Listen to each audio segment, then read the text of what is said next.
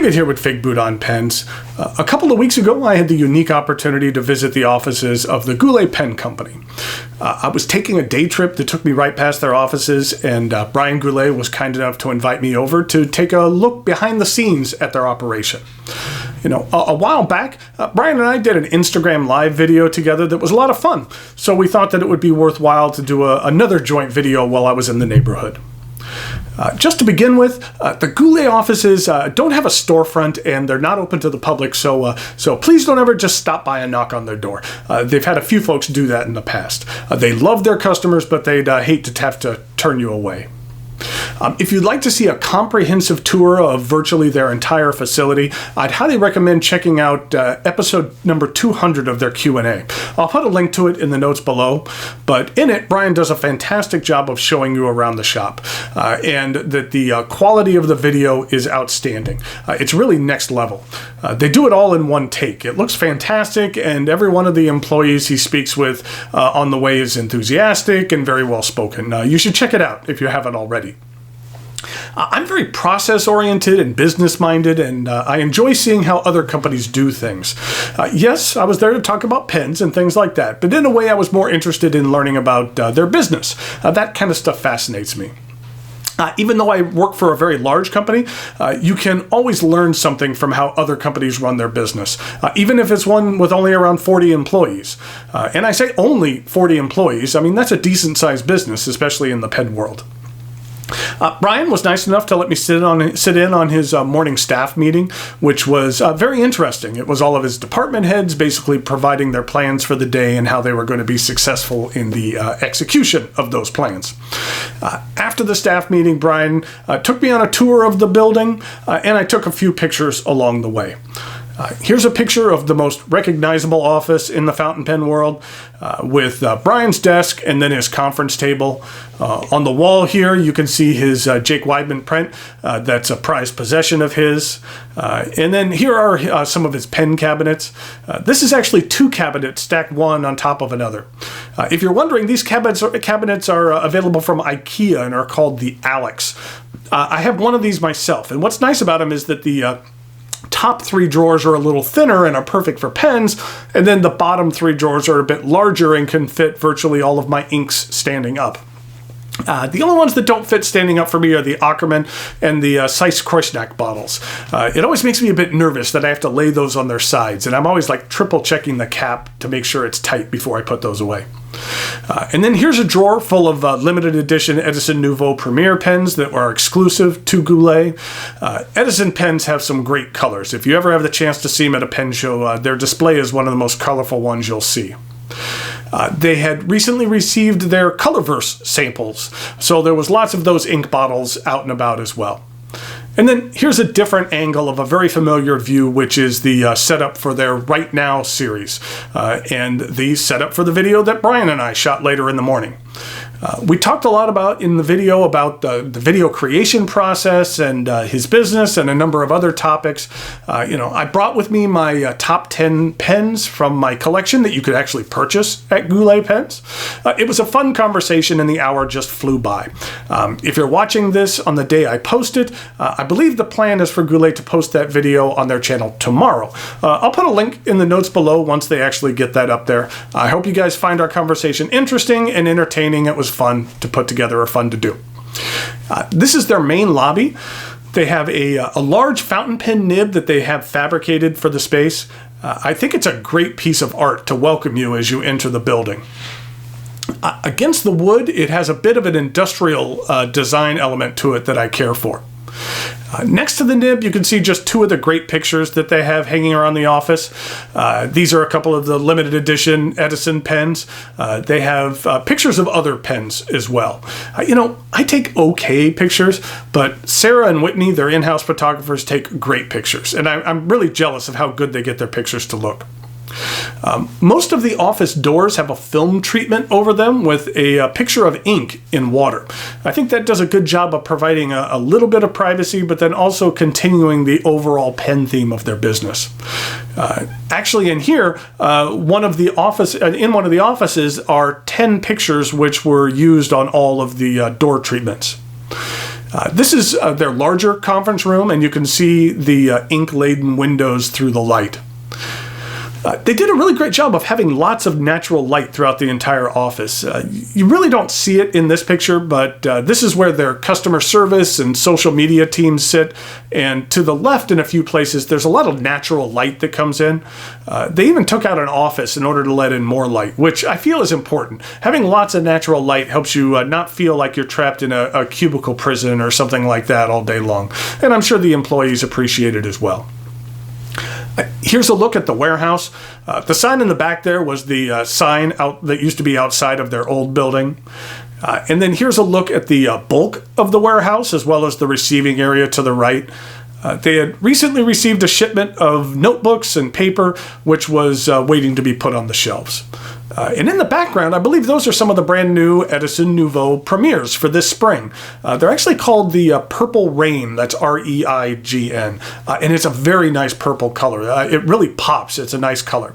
If you haven't seen them, you should check them out. The seasonal colors usually don't last long, and Edison makes some great pens. Plus the Grays, Brian and Andrea, are the team behind Edison, are really nice people. It really makes it easy to do business with a company where the owners are great people and they create a fantastic product. That's a dangerous combination for my wallet. Here's a look at some of the shelves. I just like seeing the names of all the products on the whiteboards at the end of each row. In this row, it looks like Lamy bleeds over to both sides of the aisle. In my job, I work a lot with process improvements and creating efficiencies. So when I see a large fulfillment operation like this, the wheels in my head start turning, and I'm always on the lookout to how to make things more efficient. I asked Brian a ton of questions about logistics and fulfillment, besides questions about pens. I kind of geek out over that stuff as well. In the back of the warehouse, this is where the all-important Tootsie Pops are housed. Here's the bin of them waiting to make their way into the customer orders. You can see here some of the bubble wrap. Now, Brian talked about this in his tour video, but they actually create their own bubble wrap. And when you think about it, it's much more efficient that way. They have the thin plastic material shipped to them, which takes up less space than the inflated wrap. And then they have a machine in the back. They kind of run the plastic through in order to create the bubble wrap. And here's the employees doing the final checks on the orders, making sure that everything you ordered is in there. And something I thought was kind of cool was the conveyor belt behind them. You put a bin on it on the far end, and then there's some light sensors that sense the bin and actually move it down the line until it reaches where the employees are. So the rollers aren't spinning all the time, only when necessary. Here's the kitchen/common area. It's divided up into two main parts. There's a large area where they can hold company-wide meetings. They've held parties there. It's a nice place to relax. It's a nice space. And then there's the kitchen and eating area. You can just barely see it here on the left, but that's a dedicated area for cleaning pens. There's two sinks there, and I think it's nice to have something dedicated like that rather than having folks using the sinks in the bathrooms or kitchens or any place like that. The day of my visit, the team was actually having a mac and cheese contest for lunch.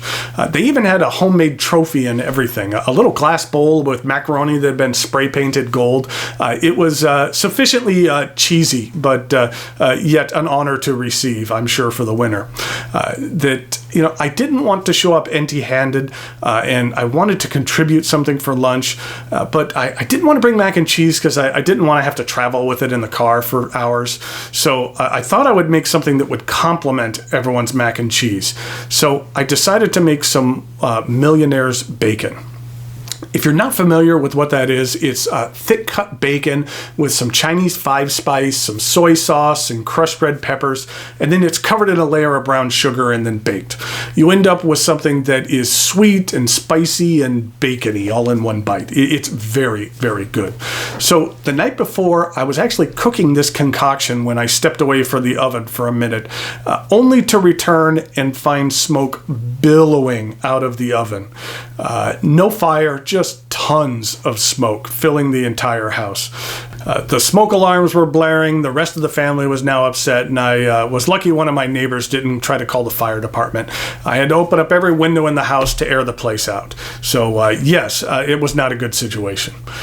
Now, you really can't tell from this example, but I like to think I'm a pretty decent cook. Needless to say, the bacon did not survive. But the mac and cheese contest at lunch was a big success. There was great participation. The only thing I regret was that Brian and I were a little late to lunch because we were shooting our video and we missed out on the prize-winning recipe.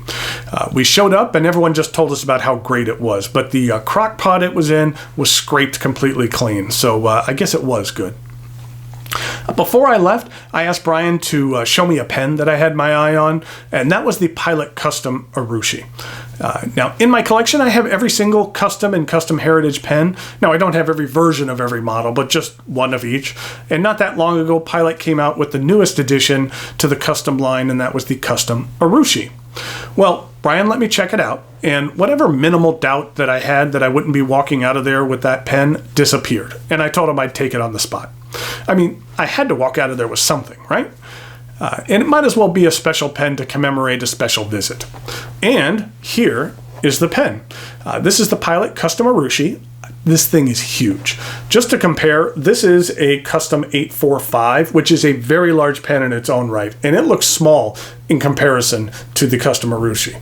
I just love this pen. Down the line, I will definitely do a full review, but until then, you will see this pen show up on my size comparisons and my Instagram feed on a somewhat regular basis. It is amazing. Recently, the Goulet Pen Company was named one of the best places to work in Richmond, Virginia, and that is a great honor. It's something they can really be proud of. I saw firsthand why they earned it. There's a real positive vibe in the building. They seem like a group of folks that really enjoyed coming to work each day. Now, no business runs perfectly, and things go wrong from time to time with any company, but it's how you handle those situations that show the true measure of an organization. For the most part, I feel they just do things right. Whether it be their significant social media presence or their great educational content or their ridiculous amount of care they take to ensure your order gets to you in one piece, the Goulet Pen Company takes their customer satisfaction seriously, and it shows. I was at their office for most of the day, around 5 hours, so over that time you can kind of get a sense of a place more than if you were just ducking in and out for a meeting, and I walked away with a very positive impression. There are companies that I do business with that I do so reluctantly. I might have to do so because there's little or no choice, but then there's companies like Goulet that are easier to do business with.